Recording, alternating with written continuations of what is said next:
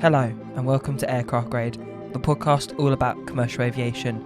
I'm your host Alex, and coming up this week, as significant events unfold for both Russian and Chinese airliners, I take a look at future 737 and A320 rivals.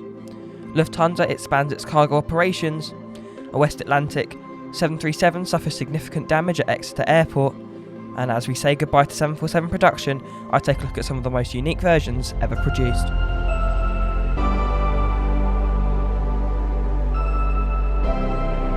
Before we take a deep dive into our main topics, let's first round up the key aviation stories from the last week. Airbus confirms increased A320 production. Air Baltic to build new hangar for 7 Airbus A220s. President Biden makes mask wearing mandatory on aircraft in the US. Norwegian gets government financial support. Hawaiian Airlines to get over $167 million in government aid. United Airlines records $7.1 billion loss for 2020. China's COMAC C919 finishes low temperature tests. FedEx to retire remaining MD-11s by 2023. Highfly expands maintenance capabilities with new hangar. Himalayan Airlines operates the first high altitude test flight. Air Canada sets February 1st as 737 MAX resumption day. Virgin Atlantic set to increase cargo flights. Russian prototype MC-21 slides off runway. Man spends 3 months in Chicago O'Hare Airport. Ex-Virgin 747 Cosmic Girl completes second demo rocket launch. British Airways parent company IAG purchased Air Europa for €500 million price cut. MIT's proposed hybrid electric plane could reduce aviation's air pollution problem. KLM set to cut another 800 to 1,000 jobs. The new Flybe edges closer to becoming a reality as it registers its first aircraft.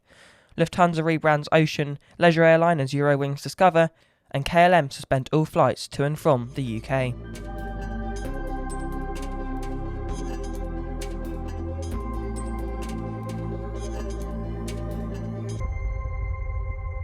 For the longest time, Boeing and Airbus have held a pretty convincing duopoly in the commercial airliner industry.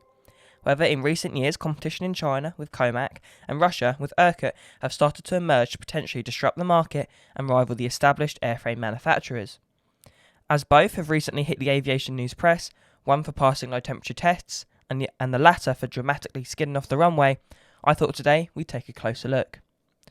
China's entry, COMAC, was established in 2008 by bringing together lots of smaller manufacturing and aeronautical companies, much like Airbus.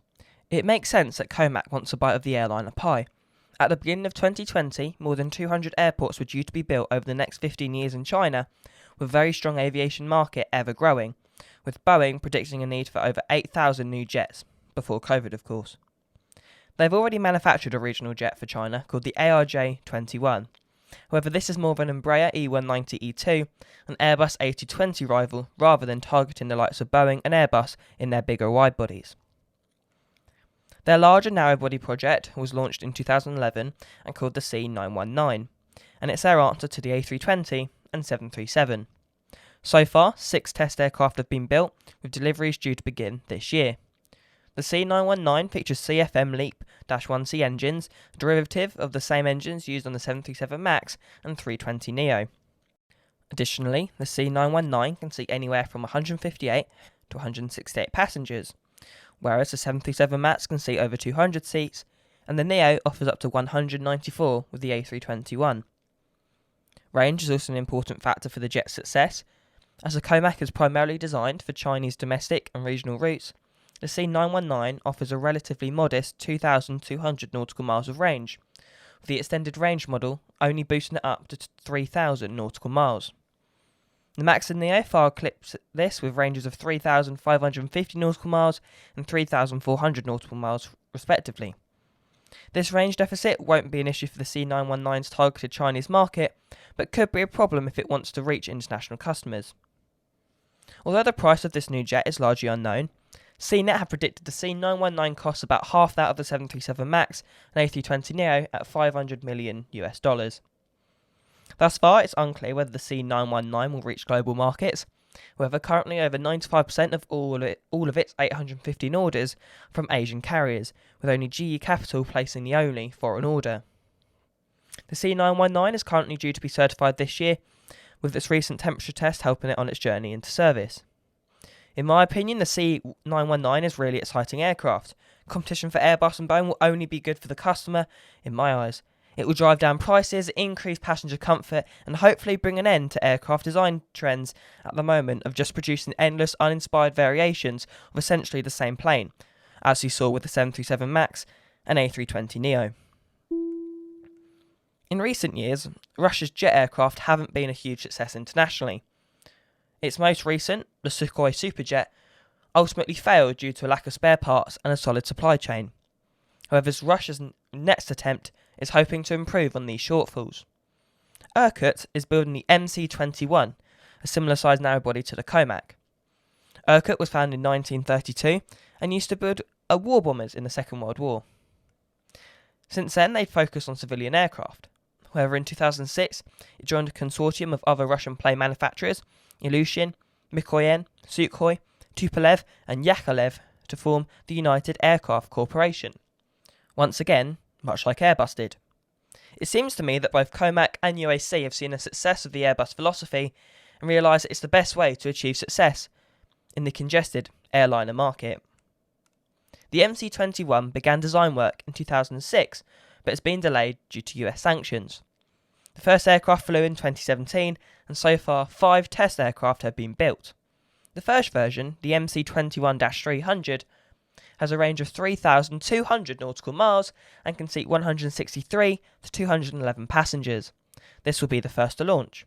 The smaller variant, the MC-21-200, has a range of 3,450 nautical miles and a capacity of 132 to 165 passengers. Unlike Comac, Irkut have selected 2 engine types to be used on this aircraft. The Pratt & Whitney PW1000G engines used on the A220, and Russia's United Engine Corporation have built the PD-14 engine especially for the MC-21. Although offering better range and seating capacity to the C919, it still falls short of the larger MAX and Neo aircraft in capacity and range. Despite this, some sources have suggested that the MC-21 may have better seat mile economics than its Western rivals, although this is largely unconfirmed.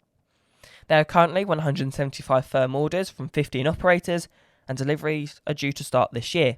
However, recently it's hit the press carrying bad news, as on Monday it was reported that a test flight of the MC-21 had skidded off the runway at Moscow airport and got stuck in the snow. It's been made clear by local reports that the plane did in fact land safely at the airport, and it was manoeuvres on the ground that caused it to slide and get stuck on a snowy bank.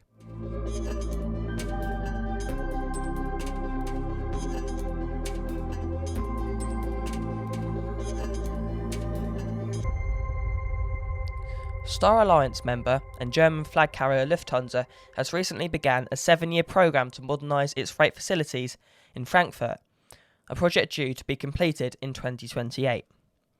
As I discussed briefly last week on the podcast, the air freight market is continuing to grow, with many passenger airlines turning to freight-only operations. Virgin Atlantic recently reported they are looking to offer up to 60% more cargo flights in January, with 33 cargo-only operations a week. So I think Lufthansa's expansion really does make sense. Lufthansa's Frankfurt hub is massive, so works are being done using a modular approach to limit the amount of disruption as much as possible. Lufthansa relies on Frankfurt for its cargo operations, with around 80% of all the carrier's freight going through the hub. One of Lufthansa's goals for the expansion is to modernise its facilities by installing high-rack storage systems, adding new buildings, and modernising older warehouses. This is all in a bid to make the base as efficient as possible. CEO of Lufthansa Group told Simple Flying, "With this renewal of our logistics centre, we are investing in our air freight base in Frankfurt and thus creating the structural requirements for even faster and more efficient air freight." Lufthansa has had a fantastic year for its cargo operations, even if its passenger services have suffered considerably. In order to keep up with demand, Lufthansa said they're going to defer retirements of their MD-11 freighters, and with currently no additional planes on order, it seems like a wise move, in my opinion.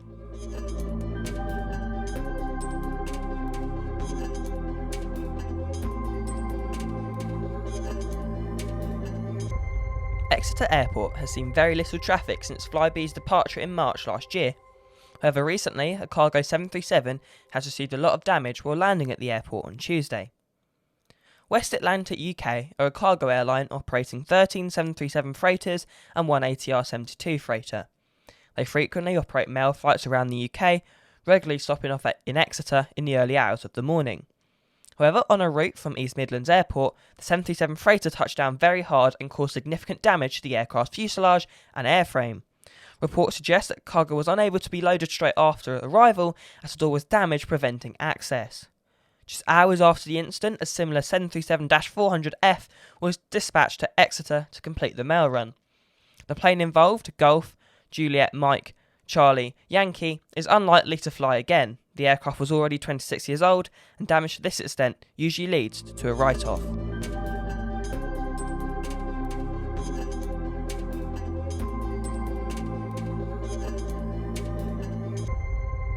The Boeing 747 is used to being first. It was the first wide-body aircraft, the first to use turbofan engines, the first to introduce airline class, and the first flight I ever took, a BA Jumbo in 2015. However, now it's time for it to be last, as Atlas Air, the biggest 747 operator with 53 examples, have recently purchased the last 4 models ever to be built. The end of production next year, in 2022, will mark just over 50 years of Boeing producing the type, since Pan Am took its first on 22nd of January 1970. Since its first release, it's been proven to be one of the most versatile and revolutionary planes ever built, and fully deserving of its nickname, the Queen of the Skies. When Pan Am president One Trip first approached Boeing in the early 60s wanting a jet 2.5 times the size of their airliner, the 707, they were sceptical. Most people in the aviation industry, including Boeing, believe that supersonic travel would be the future of flying, not slow, large jets. Because of this, Boeing wanted to stretch the life of the 747 as far as they could, even if passenger demand would quickly diminish. Although this proved to be false, Joe Sutter designed the plane to be an excellent freight hauler, so the jet would still shine outside of carrying passengers. It used a new revolutionary wide-body design, so the plane could now haul 2 rows of containers side by side. He also designed the nose so it could rotate upwards to load long or large cargo from the front, giving the plane its iconic hump. In fact, it's been 51 years since Heathrow welcomed its first jumbo jet. But who am I kidding? You've heard all this hundreds of times in other podcasts and YouTube videos, especially recently. So today we're going to go in depth into something I have yet to see covered, the jumbo jet versions that proved it was the most versatile plane of all time. Somewhat unsurprisingly, considering Boeing is an American company, the majority of these incredible variants of the Queen are from a US government agency. 2 of these have one of the most important jobs, protecting the President. The VC-25, or better known as Air Force One, despite Air Force One just being the air traffic control call sign used for any aircraft carrying the President, is the most technical 747 ever built. The beast of a plane is completely self-sufficient, as it can be refueled in the sky by a military tanker, and can also carry enough food it could possibly need for over 2 weeks in the sky. The plane also features many countermeasures to jam enemy radar, and can fire flares to disrupt missile attacks. It even has the capability to be used to address the nation live from one of its many meeting rooms. Alongside the VC-25s, of which they have 2, the US military also operate a fleet of 4 modified 747-200s that have been dubbed the name Night Watch. Since 1974, they've been used to follow the presidential planes to offer complete aerial protection. They can withstand EMP blasts thanks to fielding traditional steam gauges, and use old equipment which is unable to be hacked. Like their older brothers, they're also equipped with missile countermeasures, and also contain military command centres capable of holding just over 112 personnel. This makes it able to carry the most crew of any US Air Force aircraft ever made. Although, in my opinion, the most interesting and exciting 747 ever operated by the US Air Force was the Boeing YAL-1 Airborne Laser Testbed. Now that's a name. It was a 747-400 freighter fitted with a megawatt-class chemical oxygen iodine laser mounted in the nose. In basic terms, it was a missile defence system designed to destroy tactical ballistic missiles in their early phases. It successfully destroyed 2 test missiles in 2010, but unfortunately took its last flight on February 12, 2012, to Montan Air Force Base in Arizona. It was scrapped in 2014. The US Air Force have enjoyed a lot of success with the 747, producing many of their most advanced planes with the 747 as their base. However, some modifications they have made haven't been economically viable. This happened to the Boeing KC-747, an American-designed tanker that was purchased by the Iranian Air Force as the world's largest aerial refueler.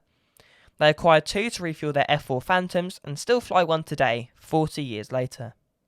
Even though the 747 has been modified numerous times to fulfill various military requirements, including NASA, who used the former Japan Airlines 747 SP as a stratospheric observatory holding a 17-ton telescope, they have also been used to aid many engine manufacturers.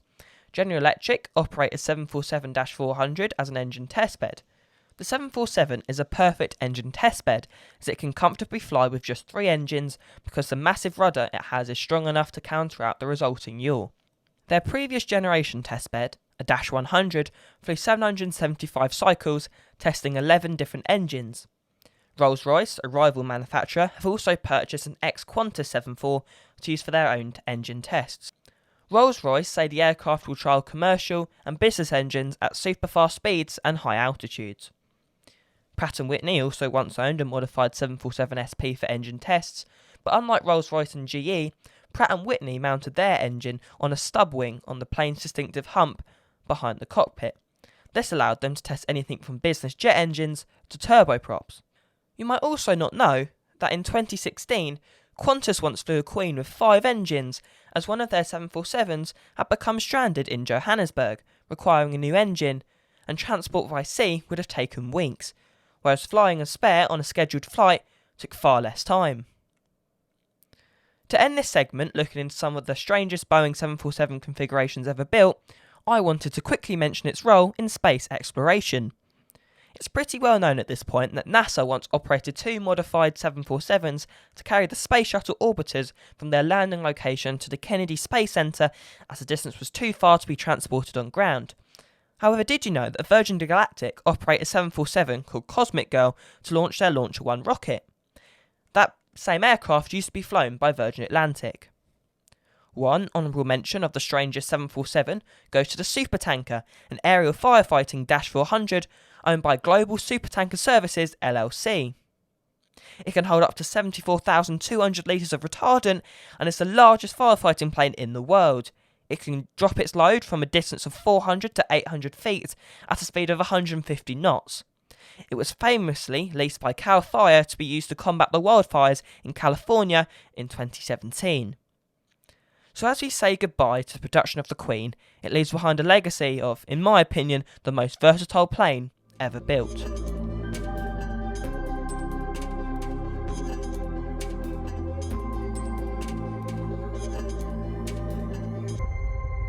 Now it's time to cover the most important airplane deliveries over the last week. Ontario-based Cargojet have raised $277 million to purchase 2 Boeing 777 freighters and 5 767 freighters. These jets will add to their current fleet of 17 767s and 8 757s. SpiceJet have also recently acquired an A330 and 767 for cargo operations. This adds to their fleet of 19 freighter aircraft, including a converted A340. Following the trend of increased cargo demand, Boeing has successfully received orders and options for 150 converted 737-800 freighters. The largest customer for Boeing's smallest cargo airliner is BBAM, who have ordered 10% of the total options. In terms of airplane deliveries, Delta have received 2 brand new A321ceos, Air China 2 A320neos, with Shenzhen Airlines also receiving 1. The US Air Force have received a 24-year-old Dash 8 Q200. The strangest delivery, though, is to LilyJet, who have received a 14-year-old Airbus A318 corporate jet. That's all we've got time for today. Thank you for listening to the AircraftGrade podcast. If you did enjoy, please leave a 5-star rating on Apple Podcasts. And if you do have any feedback, you can tweet us at AircraftGrade or DM us on Instagram. aircraftgrade.co.uk, our website is now live, so make sure to check that out. I've been Alex. Goodbye.